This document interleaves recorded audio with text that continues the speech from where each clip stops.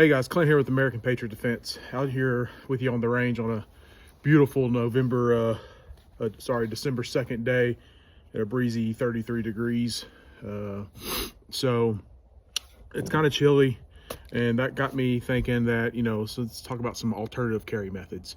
Now, when I say alternative carry methods, your number one way to carry is going to be with a holster made for the gun, or a holster, a good quality holster that is made for the gun, and light combo if you choose to carry a light on your person, on your body.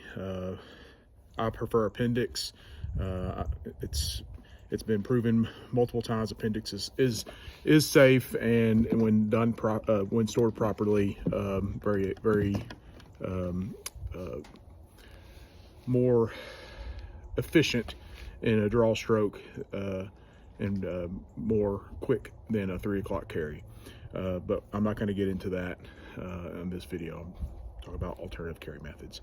So the one that I'm going to talk about, and this is not my favorite way to carry by any stretch of imagination. I don't train to carry this way very often at all, just a couple times a year. But a fanny pack. There's tons of brands out there that have fanny packs that are designed for everyday carry.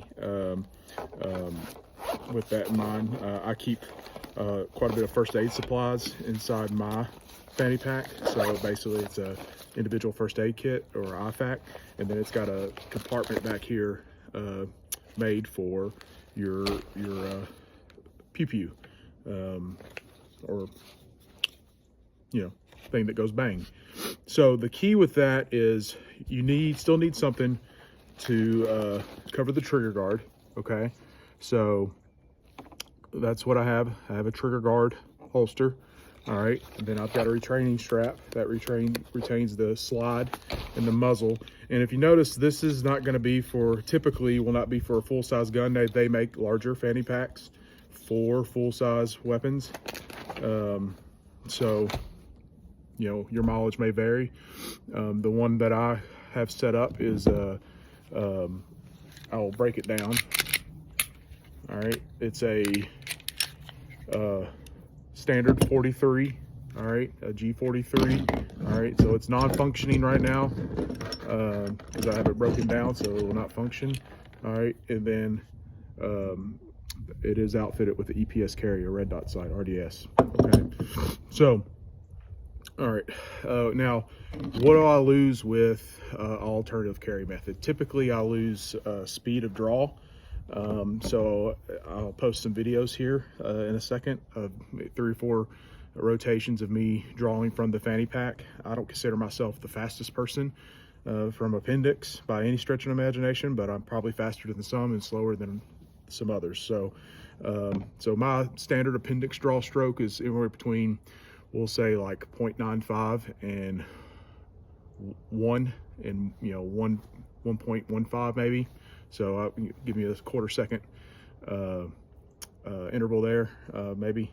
So out of a fanny pack, I mean, I was averaging anywhere between first shot, I think my fastest was like a 3.5 maybe 3.5 seconds to I think I got one that was almost 4 seconds. I had to go back and look at the video, but definitely not my preferred method of carry, but it is a way to carry your first aid equipment and your protection device together in one location and have it on you. Now, where I maybe like this a little bit more is for if you're out running, exercising, things like that, and you don't have the necessary apparel to support a full-size firearm or your normal everyday carry. Maybe a fanny pack is a great alternative because you can move it around your waist or around your shoulder in better positions for you.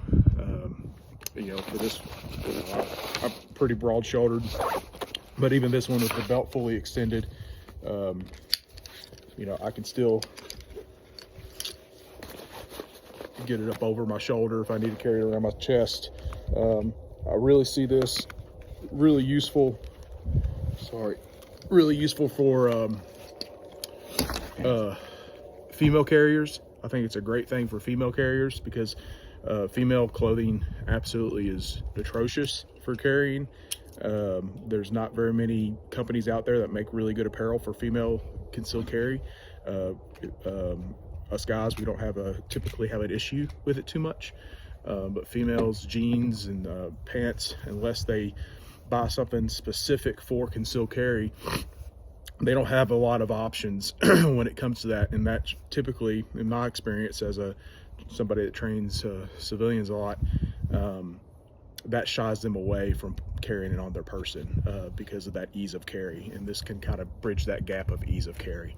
So and my mentality is, even though it's not my preferred method of carry, if I've got a student that is chooses to carry like this because that's how they choose to carry, and that's what's going to get them on the range, and that's what's going to get them to start protecting themselves, I need to know how to draw safely and comfortably from that position and be able to speak knowledgeably behind that. So I have a setup basically designed just for that purposes. So there's tons of different options when it comes to your defense device that you can put inside there. Like I said, I'm using a G43, the P365s, but kind of going to the G43 side, you could probably put a 43X or a 48 inside there. But what I've noticed is whenever, like me, when I just use my standard 43 with extended mags, whether it's the Shield Arms Z9 +1, or it's a standard 43 magazine with a Strike Industries, I believe it's a +2. When I do that draw stroke to get the zipper down, I sometimes hang on that extended magazine.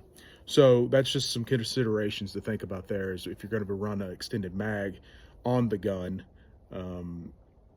you could have some zipper issues. So what I typically do is on the gun, on the device, I'll run just a standard magazine, a flush fit. So this is a Z9, standard Z9 mag, so it's a 9-round capacity. This is your standard G43, so it's 6. So the Shield Arms is definitely the one that I use for concealed carry. And then my reload for malfunctions or whatever I need would be my backup magazine inside my little magazine pouch here that sits just like that. So check out the videos. Like I said, I just kind of put this together kind of quick, just to kind of show you an alternative method of carry. Again, it's not the preferred method by any stretch of the imagination, but it is a method. And if it gets somebody out there practicing their craft and getting training, then good on them. I think in this community, sometimes we get tied up on they're not doing it my way, or they're not doing it such and such way, or whatever it may be. Just respect the fact that they're getting out there and getting after it, if they're out there at all doing it, and support them and give good feedback and give good criticism instead of negative criticism. Sometimes in the community, sometimes we bash people too much instead of give them a good data boy and when they deserve a data boy. All right, so it's okay to give those data boys when they're due. So I hope this kind of helps you out. Look at it if you're struggling with finding a way to carry, and this is an alternative method, but just take a look at it. But I hope that, guys, helps you out, and we'll catch you out on the next one. See you guys later.